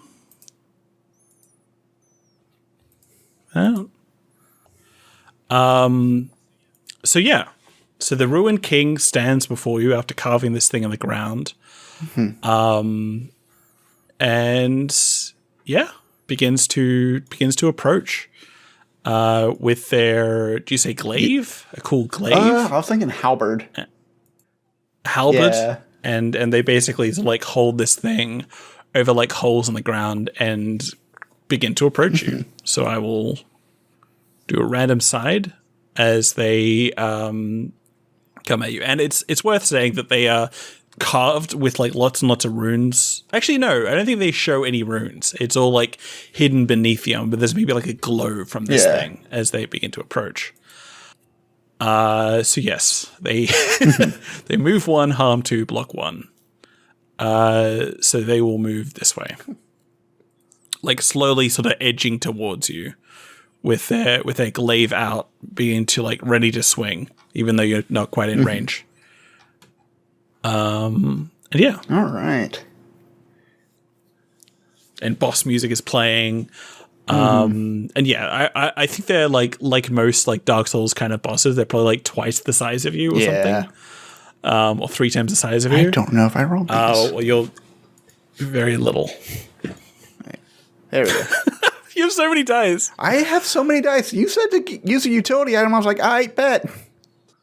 Yeah, it was a good idea. It was a good idea. Okay. Sure. Let's see here. So, what I can do is I'm going to take this 4. I'm going to move up 1 and harm 2. Would that count as adjacent? Do you think? So diagonal spaces are considered adjacent, so you don't get extra reach. But diagonal spaces are... So if you're right next to them, so no. I don't think this hits. In that case, new plan. But, yeah. New plan. I sit here. I deal 2 harm and the entire row of column. Can you go past an obstacle? So permanent terrain... That is my question. Character can move through permanent terrain unless otherwise specified. Block line of sight, making them unable to hit one character. Yeah. So you cannot hit through that. Cool. Cool. So you're just hiding. Yeah. Which is very funny. So this could be just like the first round where like everyone swings and hits nothing as you're sort of like edging around and trying to like figure everybody out. Yeah. Shit. Well, what I could do is rule 6, but I started here. So I need to move 1 and move 1 again to get close. I can't do harm 3. So we're going to move 1 here, and then we're going to move 1 again with the 4. Yeah. And you can spend that 5. Yeah, so I will do 4 damage. And 1 is blocked. Yep, so 3 total. Yeah. Gotcha. And yeah, and then we do it again. You sort of like, as it swings and misses, and then, you just like, what do you look like as you sort of like slide forward and attack? I think it's just like a last minute dodge of just like getting underneath the, what I'd say it was halberd as it goes for this big giant swing, getting under and getting like 2 quick jabs at the knee, right at the skeletal form underneath the armor. Yeah. So collapses to its knee, his knees as he sort of like falls down, and like there's like a sort of echoey grunt, and then it sort of like tries to heft itself up to its feet using the halberd. I get a fucking 2. Okay. It is going to move forward. Where's the best place to go? I don't really have much I can do here, so I'm just going to basically move forward here. And I'm going to attack you for 2 and block 1. All right. I rolled a 1, 6, and a 6. So I'm going to... So I'm dead. Yeah, I think I just make... you go into swing for the 2. Yeah. I can't combine these to be anything helpful, so I will be taking that 2 damage. I think that... You can move 1 if you'd like to avoid it. I cannot move 1. Yeah, you can with the 1. No, I can't. Oh, no, you're right. Fuck. Yep. So I think what ends up happening is it does like that really long overhead, and as I try to roll out of the way, I get shoved into, slammed into the ground. Or no, actually, I think it's like a large overhead. It makes me bounce up in the air. I catch myself and I drive my spear straight down onto the head of the armor, and I just drag myself down. Okay. Landing, injured. So, quick note: you can deflect if you wish. So you would take 2 harm. But I can block 2 of that with. You can block 2 of that. I think you can block 3 of it. I'm not really sure how to spread this around. I feel like you should use all of the deflect rather than some of it. Yeah, no. If I choose to deflect, I deflect up to 3. I cannot do harm instead. Yeah. I'm gonna quickly check how block works. If it's on all attacks or block harm. That amount of harm is reduced from the total amount of harm. Yeah. So I can basically make That's that. Okay. Yeah, no. Instead, I do 2 damage because it has block 1. So you do, you would do 2 damage from that, or you can do the full amount, which would kill it, and you would still take 2 harm. So you would lower down to 8, but you would kill him now. I would let's stick with the taking 2 damage. I think that's more narratively interesting. All right. Because so you absolutely defeat the Ruined King. Yeah. Now. I think Aaron starts turning around and goes, "Is this really what they have for a king?" And at 0 health, the king transforms. What does that look like? So what happens? Let's just switch it over. So it falls to his knees as he's absolutely beaten in 2 rounds. This is the easiest boss fight I've ever seen, which is very funny. And then goes up to 12 health. Yep. I think, did it have some kind of cool description? Yeah. How did it had some kind of thing, slaying. That's when you defeat it finally. It does have a cool quote. What's its abilities? Move 1, harm 3, move 3, harm 4, summon skeleton. I think what happens is that the armor begins to sort of bulge and sort of shift as you hear things moving inside. And then from various cracks and breaks in the armor come various skeletons' hands, as there's you look in and you see that this isn't just one king. This is probably hundreds of skeletons all fit inside this king thing, and it's just reaching out and swiping at you with this thing. And it has long arms that are just made up of multiple skeleton arms sort of going for you. And so with that being said, I'm gonna get 2 dice and I can pick the highest. As this skeleton mass begins to attack. So I'm gonna. Can we have a skeleton? Do we have a skeleton mass? Yeah. Monster Wait, does the skeleton automatically get summoned? Okay. No. But I think when that happens, I'll just bring out a skeleton, it just pops out of the armor and begins to attack you. I don't think we have a massive skeleton as a token. That's fine. We have a bunch of skeletons. Yeah, we have plenty of skeletons. Okay. A dancing skeleton. And let me go ahead and put my dice back up here. Skeleton warrior. I think maybe I'll just drag a skeleton lich and we'll sort of understand what that means. Da, da, da, da, da, da, da, da, da. There we go. No. There we go. No, that's perfect. You can't push me into the... Okay. So. Let's roll some dice. They're here. They sort of rise up, the skeleton arms flying around. I get to roll 2 dice to pick the highest. 2 6s. Wow. So. Shit. They're going to move here. And they're going to attack you. For 4. Yep, they are. There is a downside here. You can move 1 space and I can't hit you. Exactly, that's my plan. Let's start with the easy stuff first. First, I will deal 2 harm to all adjacent. Then I will deal 2 harm to all in my row and column, doing 4 damage. Right. So that's 4 damage. Brings it down to 8. And then I will step away, and I will deal 1 harm. Okay, so that's 5. Brings it down to 7. This game makes you feel really strong, honestly. Yeah, you are. I wonder if this is just because it's like a beginning thing. I imagine this would be much harder. Like, again, I said you might die. That has never been on the table. Yeah. I think the lowest health I've hit so far, I think has been, 4 or 5? I don't think it was even... Oh, yeah, 5. You got it to 5 at one point, and then you healed yourself up. Yeah, that was incredible. Let's try again. Yeah, no, I think what this looks like is it reaches out to do an attack and wreathed in flames, Aaron basically makes like a small burning pyre and throws it all along the row and dodges out of the way at the last second for the attack.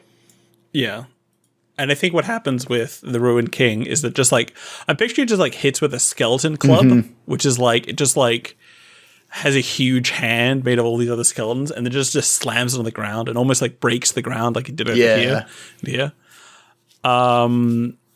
Yeah, I got a 6. So I'm going to basically move up here. And then I'm going to attack you for 4. Excellent. Oh, wait. It has 1 more health because it has... Does it have armor? No, it does not have armor. It doesn't. Never mind. That was its old phase. It's now like it's coming out of its shell and it's doing just fine. Cool. You are inside my range, which is exactly where I don't want you to be. Yeah, you cannot hit me until I move, and I will move 1. Yeah, I will move 1 be around and move 2. Wait, what? Yeah, because I rolled 3, 3, 4. Fuck. And from there, yeah, 2 harm here, and 2 harm with the erupting flame because I think it looks sick as shit. Yeah. So that is a total of 4. A 4? All right, it's down to 3. Yeah. You're beating the shit out of this guy. Again, maybe throws a skeleton out and then pulls it back into itself and just like hits where you were. And what do you do? I think it's just like being where it was is just like the spear breaks down into that chain grip again and just trying to push it down and break the bones around the knees and the calf. Yeah. And then the flaming touch as just grabbing where it's hit, pulling the leg out, and then dodging away as it tries to swing where I was. Yeah. I think it stumbles for a moment and then like regains its footing. And there's just like a pile of like broken bones where it like used to stand. It's like instead of blood, it's just like bones begin to like pour out, like fragments of that. And then it again begins to move towards you. It is less bones than it was, but it's still a lot of bones. So many bones. Shit. Move 1 harm 3, I guess. Moves towards you again. Oh, you can do that twice, by the way. Going at you. Or no, wait, you have to pick the highest. Never mind. Yeah. Roll 2d6, pick the highest for the action Yeah. set. So here's the thing. You have a range of 2. You can be in same adjacent or hit 2 spaces away. I can't go diagonally this way anymore. I had to move 2 to get there. Oh. And so I can thank move God, back I can hit you. 1 if... Oh, no. Did I roll this? No, I didn't roll this. Did I? No, I did. So, yeah, you can move away, but you probably can't hit me. Yeah, I did not roll this. There we go. Oh, never mind. Or no, I did. Shit, it was supposed to be 3, Like, 3, it doesn't 5. really matter. Like, you're going to be fine no matter what. Like, if you just stay there, you'll probably survive. Oh, yeah, no, probably. It was a 3, 3, 5. That's actually what it was. I'm actually going to stay right where I am because I want to do a max amount of damage. So the there is the deal 2 harm with the fiery column, and then the harm 3 from combining both of these together. And I So how much get damage do you damaged do? by that. So what does this look like as I think Aaron's first move is to erupt the entire area in a single row and flame. Sidestepping. And how does the Ruin Key clock Aaron? I think it's just like it reaches out and then a bunch of hands like come out of its like gauntlets and armor and just like grabs you by like the throat and by the arm and just like squeezes you. And as that happens, you probably beat the shit out of it. Yeah, I think it's just But like it will deal 3 harm to I think you. it's just like the arms are right above along with the spear, and as getting the shit squeezed out, just takes the spear and just throws as hard as they can right into the center of the mass of the ruined king, doing that last bit of damage. Okay. And I think it like just like throws its head back, begins to like cry in the voices of like 1,000 people, like yells at the ceiling as like the fire begins to engulf it and like break all the bones and like melt the armor and it falls down. And then I think it's sort of like, and like as this, I think I haven't mentioned this, but all the bones also have the runes all carved into it. And then it says, "We just wanted to survive. We just wanted to be like you.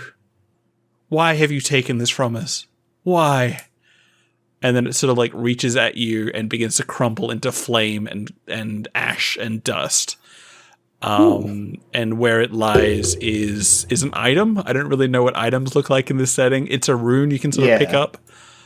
Maybe it's like on like a piece of stone or whatever. And so in this pile of things, which I think you realize now is all the villages, is like everything else, as they were all combined into this giant ruined king to like stave off undying or whatever and become immortal in this strange new form. Yeah, it begins to like, it perishes and leaves you behind with the undying rune, which is ignore the first death penalty when you take when exploring a realm.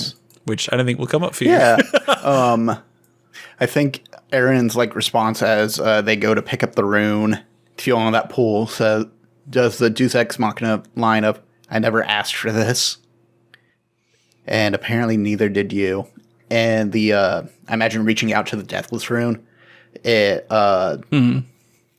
like unlocks and unsheaths itself, grips the outraged hand of Aaron, and starts searing itself into the skin. Okay. And I think behind you is the shadowy figure of the boatman, who says, "You had a path you could walk along, and you choose to walk the direction you walked," and then fades into black as it like disappears into the shadows.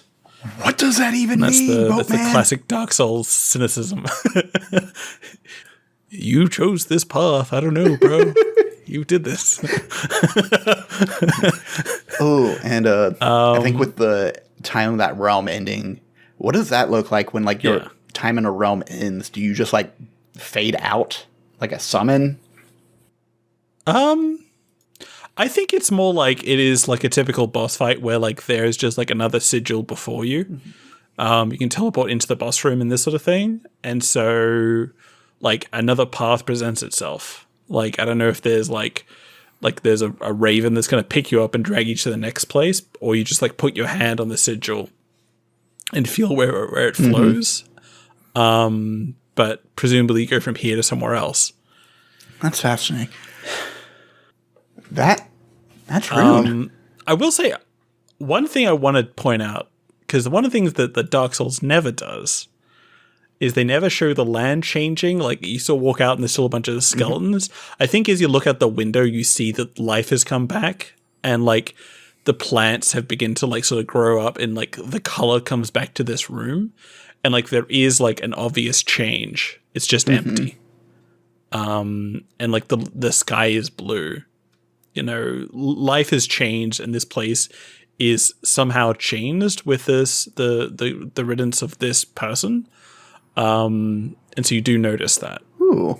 Because I always want that to happen in Dark Souls games. They never happen. Or like big open world games where you like defeat the great evil and it's just the same place. Go back to before you beat them. I'm like, no. So you changed the world. You made it nicer. I bet you if we like illustrated that more as we told the story a bit more about Aaron and traveling between realms, there's going to be points where you defeat the Rune Lord, and that's not a good thing. Yeah, I didn't think it was a good thing this time. I kind of like got you trapped into that one, but yeah. Yeah, that's Rune. That's Rune. It's really good. Fun. I'm really surprised by that. It's really interesting. And yeah, they make you feel like you are a hero in this game. I think it does a good job of that and gives you a chance to like think very tactically. Yeah, and you were like, that was wild. You were just, I think chain grip is just too good an ability. I think they probably wanted you to like pick like a charge ability or something like that, and so you had to like be strategic. But like, it's really good. I've really enjoyed just seeing you whip around with your cool spear and your like erupting flame things and just like kicking ass. That was a lot of fun. And yeah, if there is one note I do want to make, I think the chain grip needs to be a charged ability. You need to actively decide that you have to put dice in that. I also think that this game is probably designed to make you have a fun time. Like, there is a bunch of other rules. Like, we'll probably talk about this on the podcast, so we don't really need to like get on the discussion now. But there's a bunch of mechanics you just didn't see. It's very funny. Like, I remember watching. Like, if you died, you would have like lost max health, take plus extra damage. Having less stamina, but it came up. There was also, I was watching a friend of mine, Brandon Ashcraft, Ashenworks over at Huntsman's Hydra. He was actually playing the entire tutorial, and he never read the entire thing. He was reading it live as he played, which was really interesting. I think the game was really intuitive about that. He picked a different utility item, though. He picked the one that you can put a dice in, and it will heal you per round. And that was his item, which was really interesting to hear over the show. But yeah, this game could very easily be, you could very easily reskin this game to be Kingdom Hearts. Oh God, what do you mean? What does that mean? Kingdom Hearts, like your whole thing is you have to find a like missing piece, or you were trying to track down someone, or you're looking for a keyblade. Maybe you're trying to collect keyblades along the way. You know, stuff like that. I was thinking about that, like, like Tsubasa Chronicle, where you're trying to recollect the memories of a person to help save them. Yeah. All right. That's cool. We'll discuss it more. We'll discuss it more on the podcast and that kind of thing. But those are some fun initial thoughts. And yeah, it was a good game. I'm really excited about that. Good old Aaron. So yeah, thanks everybody for watching. Like and subscribe, because I guess this is YouTube or something. And that was Rune by Spencer Campbell. So shout out to that, and check that one out on Gila RPGs 16th. Whenever it's coming out, it's going to be having a Kickstarter soon, so be sure to check that out, and it's going to be a lot of fun. So yeah, thanks everybody for watching. Any final words? Yeah, thank you so much. I would like to come back to this with a different module, or like come up with one of our own. Yeah, I really enjoy this. I would absolutely come back as well. But yeah, thank you so much, y'all. Yeah. Adios. All right. Bye. Cut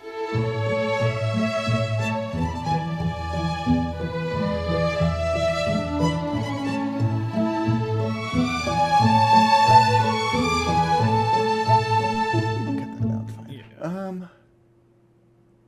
So we have a Dark Souls character. What should the name be? I am thinking.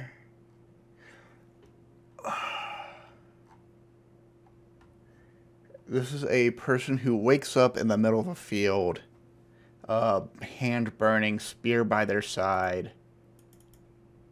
I think their name, Fire Hand. Mr. Firehands. Let's see. What kind of name would go with that? Can't use that name. That's a Brandon Sanderson novel name. Hold on. Can't use that name. That's for... Damn, I need to delete some of these. I just like some of the way these names sound. What about...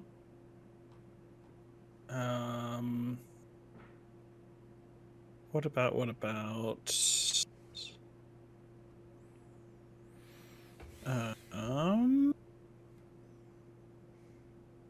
Oathbringer. Just Oathbringer? Yeah. Or Warbreaker. Or Elantris.